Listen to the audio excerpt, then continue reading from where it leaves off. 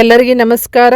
Dear diploma students, mechatronics ಬ್ರಾಂಚ್ನಲ್ಲಿ first ಇಯರ್ನಲ್ಲಿ admission ತೊಗೊಂಡವ್ರಿಗೆ C25 ಹೊಸ ಸಿಲೆಬಸ್ ಪ್ರಕಾರ ನಿಮಗೆ ಇಂಟ್ರೊಡಕ್ಷನ್ ಟು ಮೆಕ್ಯಾಟ್ರಾನಿಕ್ಸ್ ಅಂತಂತ ಹೇಳಿ ಸಬ್ಜೆಕ್ಟ್ ಇದೆಯಲ್ಲ, ಆ ಸಬ್ಜೆಕ್ಟ್ದು ಪಾಸಿಂಗ್ ಪ್ಯಾಕೇಜ್ ಅಷ್ಟೇ ಅಲ್ಲದೆ ಸ್ಕೋರಿಂಗ್ ಪ್ಯಾಕೇಜ್ ಬಗ್ಗೆ ನಾನು ಈ ವಿಡಿಯೋದಲ್ಲಿ ಮಾಹಿತಿ ಕೊಡ್ತೀನಿ.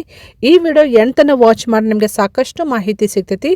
ಮತ್ತು ಅಷ್ಟೇ ಅಲ್ಲದೆ ಇದೇ ರೀತಿ ಡಿಪ್ಲೊಮಾ ರಿಲೇಟೆಡ್ ಎನಿ ಅಪ್ಡೇಟ್ಸ್ ಇರ್ಬೋದು, ಜಾಬ್ ಇರ್ಬೋದು, ಸ್ಕಾಲರ್ಶಿಪ್ ಇರ್ಬೋದು, ಯಾವುದೇ ರೀತಿ ಅಪ್ಡೇಟ್ಸ್ಗಾಗಿ ಈ ಚಾನಲ್ಗೆ ನೀವು ಸಬ್ಸ್ಕ್ರೈಬ್ ಮಾಡದೆ ಹೋದರೆ ಚಾನಲ್ಗೆ ಸಬ್ಸ್ಕ್ರೈಬ್ ಮಾಡಿಕೊಂಡು press the bell icon for immediate notification. Okay, so ಇಲ್ಲಿ ನೋಡ್ಬೋದು, ಇಲ್ಲಿ 2 ಮಾಡೆಲ್ ಕ್ವಶನ್ ಪೇಪರ್ ಕೊಟ್ಟಿದ್ದಾರೆ ನಿಮಗೆ.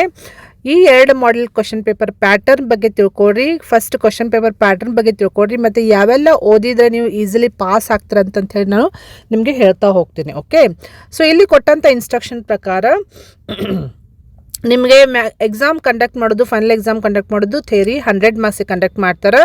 ಆ್ಯಕ್ಚುಲಿ ಟೈಮ್ ಕೊಡೋದು ನಿಮಗೆ 3 ಅವರ್ಸ್ ಇರ್ತೈತಿ. ಆ್ಯಂಡ್ ಕೋರ್ಸ್ ಕೋಡ್ ಅಂದರೆ ಇದು ಸಬ್ಜೆಕ್ಟ್ ಕೋಡ್ ನೀವು ಗೊತ್ತಿಟ್ಕೋಬೇಕು. ನಿಮ್ಮದು branch mechatronics, subject name introduction to mechatronics. So ಎಷ್ಟು ಬಿದ್ದರೆ ನೀವು ಪಾಸ್ ಆಗ್ತೀರಿ, ಮಿನಿಮಮ್ ಪಾಸಿಂಗ್ ಮಾರ್ಕ್ಸ್ ಎಷ್ಟು ಅಂತ ನೀವು ಕೇಳ್ತಿರಲ್ಲ. So minimum passing marks in C25 is 40%. So 100ಗೆ ನೀವು ಎಷ್ಟು ತೊಗೋಬೇಕು, 40 ಮಾರ್ಕ್ಸ್ ತೊಗೊಳ್ಳೇಬೇಕು ಟು ಪಾಸ್. ಸೊ 40ಕ್ಕಿಂತ ಕಡಿಮೆ ಬಂದರೆ ಫೇಲ್ ಅಂತ ಬರ್ತೈತೆ ನಿಮ್ದು ರಿಸಲ್ಟ್. ಸೊ ಇದನ್ನ ಆಮೇಲೆ ಅವರು ಕನ್ವರ್ಟ್ ಮಾಡ್ತಾರೆ, 50ಗೆ ಕನ್ವರ್ಟ್ ಮಾಡ್ತಾರೆ. 50ಗೆ ನೀವು ಎಷ್ಟು ತೊಗೋಬೇಕು, 20 ತೊಗೋಬೇಕು. ಸೊ ಅದನ್ನೇ ನೆನಪಿಟ್ಕೊಡಿ. So you should score more than 40 marks to pass. Okay, ಇನ್ನು ಪ್ಯಾಟರ್ನ್ ಯಾವ ರೀತಿ ಇದೆ ಅಂದರೆ, ಆ್ಯಕ್ಚುಲಿ ಇಲ್ಲಿ ಡಿಫ್ರೆಂಟ್ ಪಾರ್ಟ್ಸ್ ಬರ್ತಾವೆ ನಿಮ್ಮ ಕ್ವಶನ್ ಪೇಪರ್ನಲ್ಲಿ.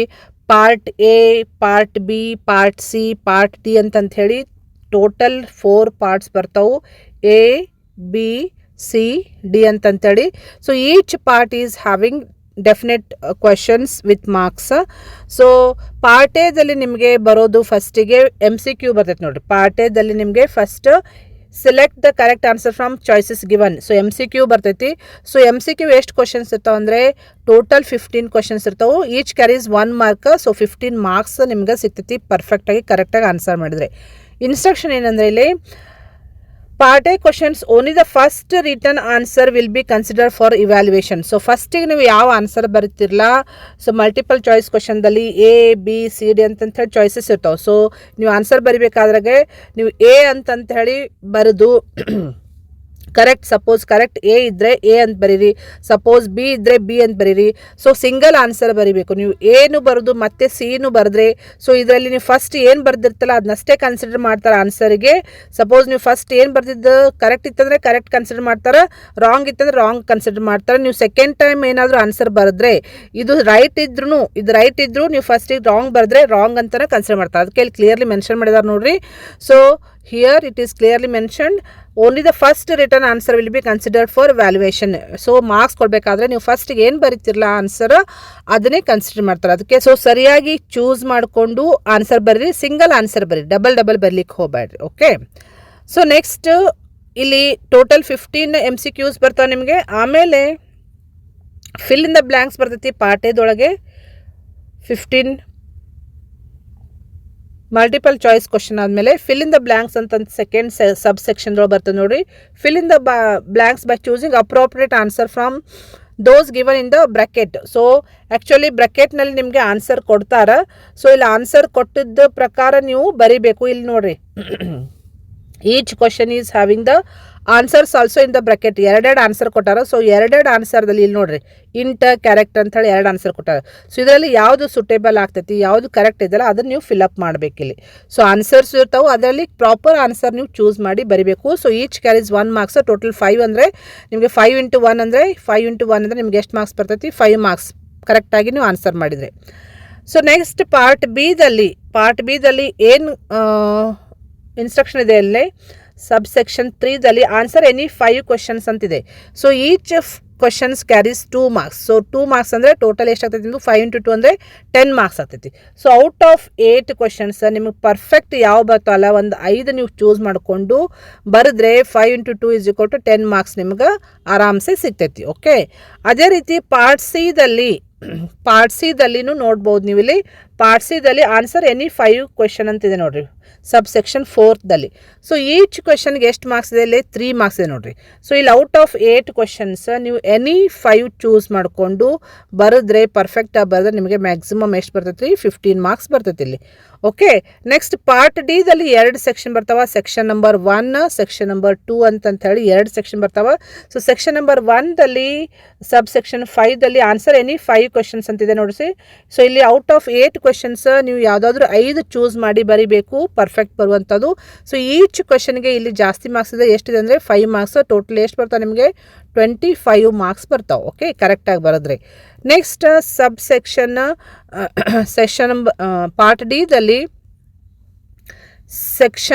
ಸೆಷನ್ ನಂಬರ್ 2ದಲ್ಲಿ ಸಬ್ ಸೆಕ್ಷನ್ 6ದಲ್ಲಿ ಇಲ್ಲಿ ಏನಿದೆ ಅಂದರೆ instruction answer any 3 questions each carries 10 marks. So 10 marks. So ಇಲ್ಲಿ ನೀವು ನೋಡ್ಬೋದು ಟೋಟಲ್ ಒಂದು 5 ಕ್ವೆಶನ್ಸ್ ಕೊಟ್ಟಿರ್ತಾರೆ. ಅಲ್ಲಿ ಔಟ್ ಆಫ್ 5 ನೀವು ಯಾವುದಾದ್ರೂ 3 ಪರ್ಫೆಕ್ಟ್ ಬರುವಂತಹದ್ದು ಕ್ವೆಶನ್ ಚೂಸ್ ಮಾಡ್ಕೊಂಡು ಬರೆದ್ರೆ ಈಚ್ ಕ್ಯಾರೀಸ್ 10 ಮಾರ್ಕ್ಸ್. ಟೋಟಲ್ ಎಷ್ಟು ಬರ್ತಾವೆ ನಿಮಗೆ 30 ಮಾರ್ಕ್ಸ್ ಬರ್ತಾವೆ. ಓಕೆ, ಸೊ ಇದೇ ರೀತಿ ನಿಮಗೆ ಇನ್ನೊಂದು ಕ್ವೆಶನ್ ಪೇಪರ್ ಮಾಡೆಲ್ ಇದೆ. ಮಾಡೆಲ್ ಕ್ವೆಶನ್ ಪೇಪರ್ 1 ಅಂಥೇಳಿ ಸೇಮ್ ಪ್ಯಾಟರ್ನ್ ಇರ್ತೈತಿ. ಓನ್ಲಿ ನೀವು ಚೆಕ್ ಮಾಡಿಕೊಡ್ರಿ, ಕ್ವೆಶನ್ಸ್ ಅಷ್ಟೇ ಬೇರೆ ಬೇರೆ ಬರ್ತಾವೆ, ಕ್ವೆಶನ್ಸ್ ಅಷ್ಟೇ ಡಿಫ್ರೆಂಟ್ ಐತಿ, ಪ್ಯಾಟರ್ನ್ ರಿಮೇನ್ಸ್ ಸೇಮ್. ಫಸ್ಟಿಗೆ ಪಾರ್ಟ್ ಎ ಬರ್ತೈತಿ, MCQs fill in the blanks ಬರ್ತೈತಿ. ಪಾರ್ಟ್ ಬಿದಲ್ಲಿ 2 ಮಾರ್ಕ್ಸ್ ಕ್ವೆಶನ್ಸ್ ಎನಿ 5 ನೀವು ಆನ್ಸರ್ ಮಾಡಬೇಕು. ಪಾರ್ಟ್ ಸಿದಲ್ಲಿ 3 ಮಾರ್ಕ್ಸ್ ಕ್ವೆಶನ್ ಎನಿ 5 ಆನ್ಸರ್ ಮಾಡಬೇಕಾಕತಿ. ನೆಕ್ಸ್ಟ್ ಪಾರ್ಟ್ ಡಿದಲ್ಲಿ ಸೆಕ್ಷನ್ 1ದಲ್ಲಿ 5 ಮಾರ್ಕ್ಸ್ ಕ್ವೆಶನ್ಸ್ ಎನಿ 5 ಆನ್ಸರ್ ಮಾಡಬೇಕು. ನೆಕ್ಸ್ಟ್ ಪಾರ್ಟ್ ಡಿದಲ್ಲಿ ಸೆಕ್ಷನ್ 2ದಲ್ಲಿ 10 ಮಾರ್ಕ್ಸ್ ಕ್ವೆಶನ್ ಎನಿ 3 ಆನ್ಸರ್ ಮಾಡಬೇಕು. ನೀವು ಇನ್ನೊಂದು ಟಿಪ್ಸ್ ಹೇಳಬೇಕಂದ್ರೆ ಭಾಳ ಇಂಪಾರ್ಟೆಂಟು, ನೀವು ಆನ್ಸರ್ ಮಾಡಬೇಕಾದಾಗ ಕ್ವಶನ್ ನಂಬರ್ ಬರಿಬೇಕಂದ್ರೆ ಪಾರ್ಟ್ ನಂಬರ್ ಮೆನ್ಷನ್ ಮಾಡಿರಿ. ಇಲ್ಲಿ ಸಪೋಸ್ ಪಾರ್ಟ್ ಡಿದಲ್ಲಿ ನೀವು ಆನ್ಸರ್ ಮಾಡ್ತಾ ಇದ್ರೆ ಯಾವ ಸೆಕ್ಷನ್ ಅಂತ ಹೇಳಿ ಬರಿಬೇಕು. ಸೊ ಸೆಕ್ಷನ್ 2ದಲ್ಲಿ ನೀವು ಆನ್ಸರ್ ಮಾಡ್ತಾ ಇದ್ರೆ ಸೆಕ್ಷನ್ 2ದಲ್ಲಿ ಯಾವ ಸಬ್ ಸೆಕ್ಷನ್ ನೇಮ್ ಬರೀರಿ 6th ಒನ್. ನೆಕ್ಸ್ಟ್ ನೀವು ಸಪೋಸ್ 4th ಕ್ವೆಶನ್ ನೀವು ಆನ್ಸರ್ ಮಾಡ್ತಾ ಇದ್ರೆ 4th ಅಂತಂತ ಹಾಕಬೇಕು. ಸೊ ಇದು ಕಂಪಲ್ಸರಿ ನೀವು ಈಚ್ ಕ್ವೆಶನ್ಗೆ ಪಾರ್ಟ್ ನೇಮ್ ಮೆನ್ಷನ್ ಮಾಡಿರಿ, ಸೆಕ್ಷನ್ ನೇಮ್ ಇದ್ದರೆ ಸೆಕ್ಷನ್ ನೇಮ್ ಮೆನ್ಷನ್ ಮಾಡಿರಿ, ಸಬ್ ಸೆಕ್ಷನ್ ನೇಮ್ ಮೆನ್ಷನ್ ಮಾಡಿರಿ, ಮತ್ತು ಕ್ವೆಶನ್ ನಂಬರ್ ಸರಿಯಾಗಿ ಮೆನ್ಷನ್ ಮಾಡಿರಿ. ಸಪೋಸ್ ನೀವು ಮಿಸ್ ಮಾಡಿದರೆ ಕ್ವೆಶನ್ ನಂಬರ್ ಸರಿಯಾಗಿ ಬರೆಯೋದು, ಆವಾಗ ನಿಮ್ಮದು ಮಾರ್ಕ್ಸ್ ಕಟ್ ಆಗ್ತೈತಿ. ಓಕೆ, ಇದು ಭಾಳ ನೆನಪಿಟ್ಕೋಬೇಕು ನೀವು, ಇಂಪಾರ್ಟೆಂಟ್ ಐತಿ. ಆಮೇಲೆ ನಾನು ಜಸ್ಟ್ ಪಾಸ್ ಆಗಬೇಕು, ನನಗೆ ಪಾಸ್ ಆಗೋದು ಅಷ್ಟೇ ಇಂಪಾರ್ಟೆಂಟ್ ಅಂತ ನೀವು ಅಂದ್ಕೊಂಡಿದ್ರೆ ನೀವೇನು ಮಾಡಬೇಕಂದ್ರೆ ಪಾರ್ಟ್ ಸಿ